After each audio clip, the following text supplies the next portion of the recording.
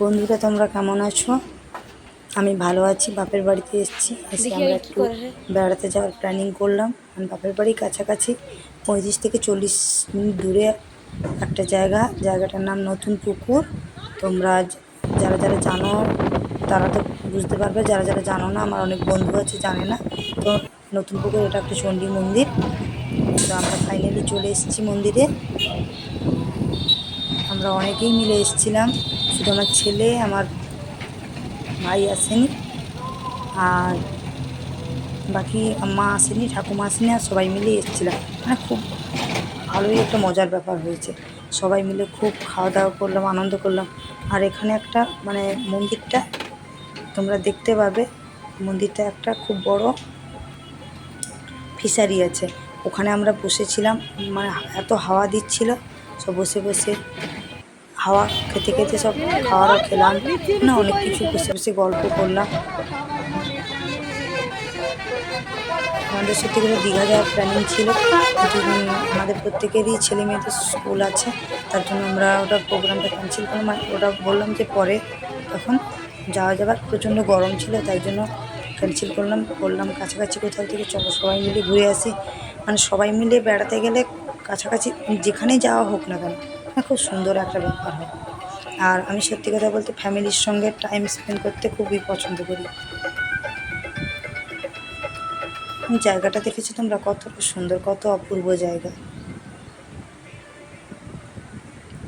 অনেক সুন্দর জায়গা।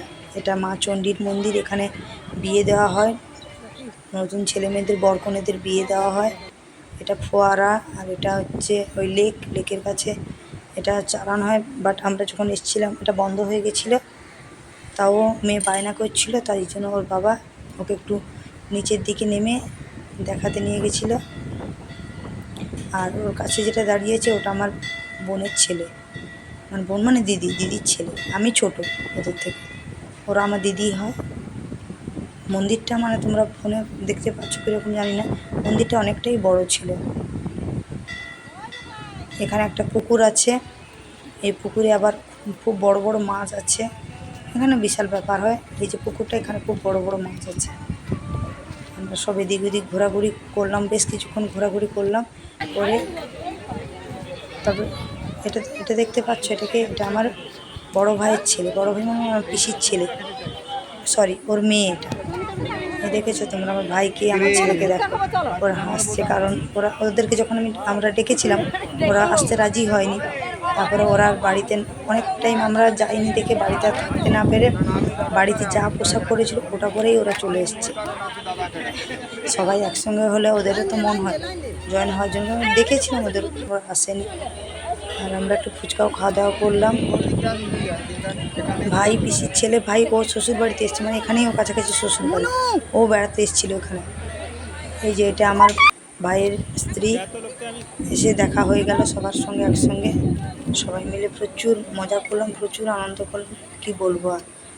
মানে আমাদের বাপের বাড়ির বন্ডিংটা একটু আলাদা রকমের, অনেকের অনেক ব্যাপার, কিন্তু আমাদের ব্যাপারটা একটু একটু অন্যরকম। আমাদের পিসির মেয়ে, সব ভালো বন্ডিং আছে আমাদের।